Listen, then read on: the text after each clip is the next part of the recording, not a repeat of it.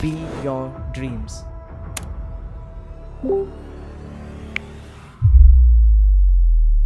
देखिए, आप लोग जो हिंदी मीडियम वाले स्टूडेंट्स हैं, आपके कुछ जेन्युइन डाउट्स हैं जिस पे ज़्यादा बात हो नहीं पाती है, जो एड्रेस नहीं हो पाता है। इसलिए मैंने सोचा हुआ था कि इस पे आज बात कर लूँगा आप लोगों से। आप लोगों में से ही कई लोगों ने मुझसे पूछा था, जब अभी मेंस की अपनी क्लास चल रही है इंटीग्रेटेड बैच में, कई लोगों ने पूछा था कि सर कितने वर्ड्स इंग्लिश के लिख सकते हैं एक पेज में।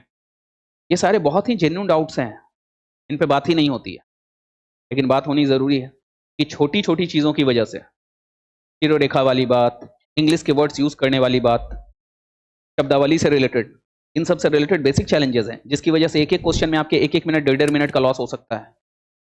वाली बात है ना, आप 1 मिनट पीछे रह जाते हैं। अगर 7 मिनट में कोई क्वेश्चन करना ऑन एन एवरेज, एक क्वेश्चन पे छोटा वाला जो क्वेश्चन है 8 मार्कर यूपीपीएससी में, उस पर 7 मिनट का टाइम होता है।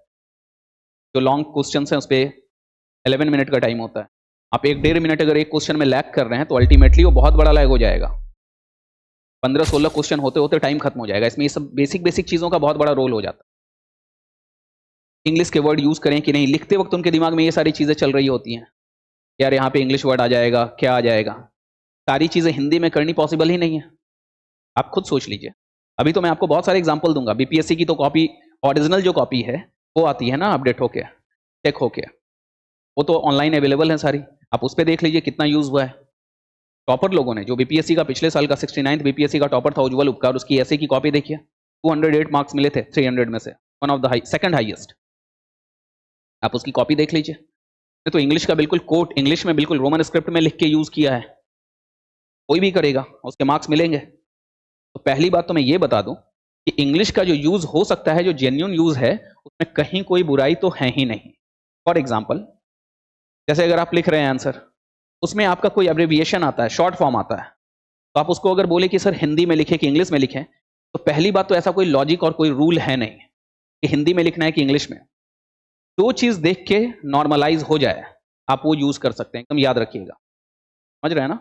जो भी चीज देख के नॉर्मलाइज हो जाए वो आप यूज कर सकते हैं। मैं एग्जांपल बता के दिखा रहा हूं। जैसे आप लोग देखते होंगे कि ब्रिक्स वर्ड यूज हो जा रहा है, ब्रिक्स शॉर्ट फॉर्म में, और ब्रिक्स लिख देते हैं। टेक्निकली सही नहीं है, टेक्निकली बिल्कुल सही नहीं है, आपको ही पता है। ब्रिक्स तो ब्रिक्स होता है, हालांकि अब इसका एक्सपेंशन हो गया है और कंट्रीज आ गए हैं, लेकिन फिर भी जब बना था ब्राजील, रसिया, इंडिया, चाइना, फिर साउथ अफ्रीका ऐड हो गया था बाद में, तो ब्रिक्स उसकी वजह से stand for Brazil, Russia, India, China, South Africa. इसमें क्या लॉजिक है ये वाला ब्रिक्स लिखने का? इस बात को बिहार के सीएम नीतीश कुमार ने भी उठाया था।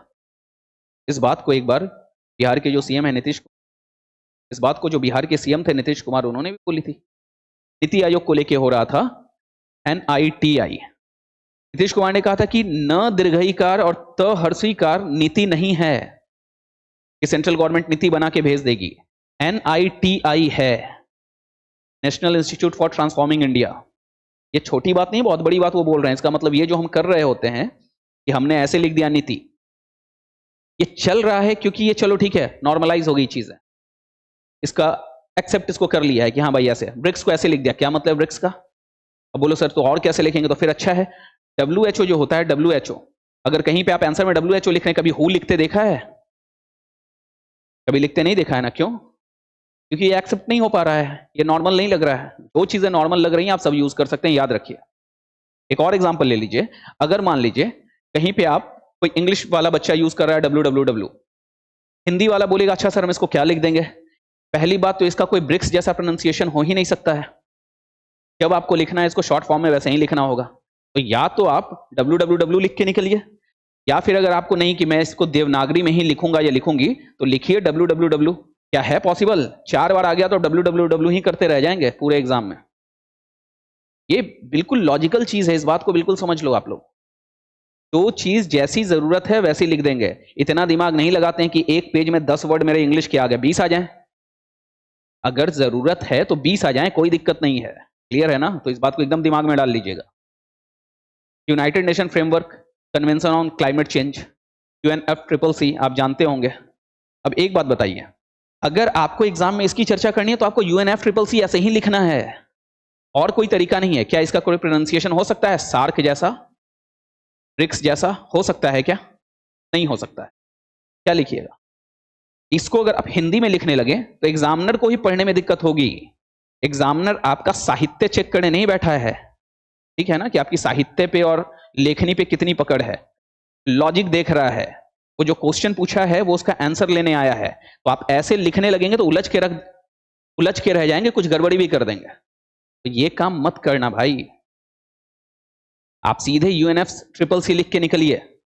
हाँ, जो मान ली गई चीजें कि हाँ भाई ब्रिक्स आप ऐसे लिख सकते हैं तो लिख दो, वो मत लिख देना WHO की जगह। ये बहुत जेन्युइन बात समझा रहा हूं, इस बात को समझ लेना। ऐसे छोटे छोटे इश्यूज आते हैं ना दिमाग में, इसमें कोई गलती नहीं है आप लोगों की, हिंदी मीडियम वालों की कोई गलती नहीं है। गलती ये है कि उनको समझ नहीं आ रहा है कि क्या करें। डर तो लगेगा ना कि यार एग्जाम में कहीं ऐसे लिख दें एग्जामिनर गुस्सा आ जाएगा। कोई नहीं गुस्साता है। और अच्छा हुआ कि BPSC ओरिजिनल कॉपी देने लगी है, ताकि कोई ये भी नहीं कह सकता है कि भाई मार्क्स कट जाते हैं। जाके देख लो हिंदी मीडियम वालों ने कितने अच्छे से धूमधाम से इंग्लिश का वर्ड यूज किया है और मार्क्स मिले हैं और अच्छे मिले हैं। आप हिंदी में चीजें लिख रहे हैं जहां पे जेन्युइनली लिखना है। ऑब्वियसली आप ये नहीं कि हर चीज में इंग्लिश ही लिखने लग गए, जैसे व्हाट्सएप पे लिखते हैं आपने वैसे लिख दिया, पूरा रोमन स्क्रिप्ट में लिख दिया। ये नहीं करना है, लिखना देवनागरी में ही है, नॉर्मल हिंदी जैसे लिखते हैं। लेकिन जहां पे जरूरत पड़े आप वहां पे इंग्लिश के ऐसे टर्म्स, ऐसी चीजें यूज कर सकते हैं बिल्कुल आराम से। जहां पे स्मार्ट सिटी आप देवनागरी में लिख सकते हैं, लिखिए ना, क्या दिक्कत है। वहां पे जबरदस्ती SMART नहीं लिखने की जरूरत। लेकिन जहां पे आपको दिक्कत आ रही हो लिखने में, वहां पे इतना नहीं सोचना है।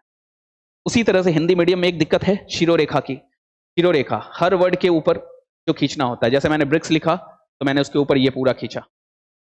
इस पे भी दिक्कत आती है लोगों को कि सर क्या इसमें पूरी शिरोरेखा खींचनी जरूरी है। कोई भी चीज अगर लिख रहे हैं यहाँ पे, महत्व लिखा हमने, महत्वपूर्ण, महत्वपूर्ण, ठीक है, क्या महत्वपूर्ण यहां से लेके यहां तक छोटी सी शिरोरेखा खींच दीजिए, हल्की सी, वो देख के समझ लेगा।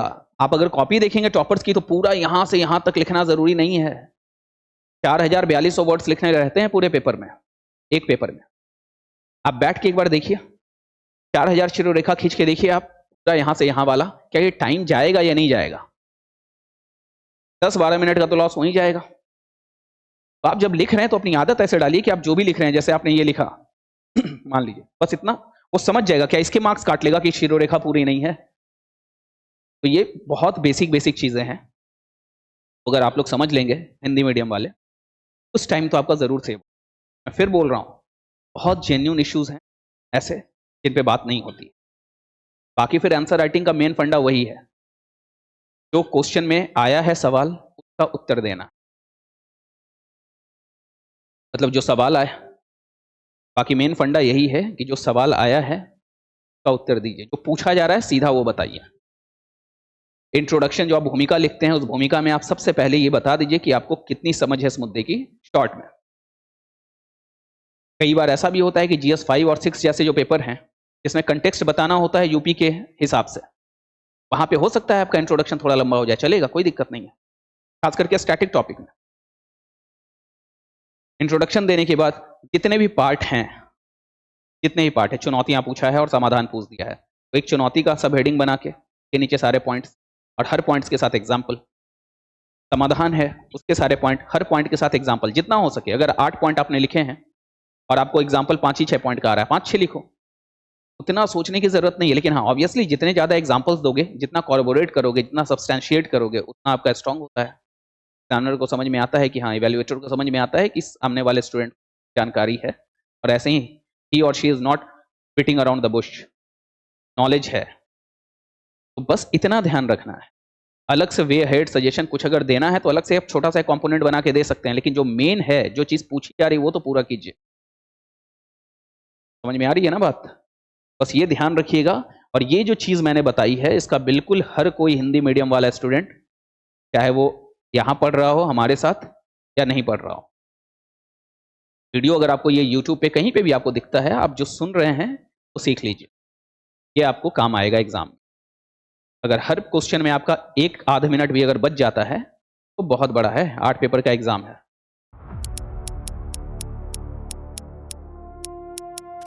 Be your dreams.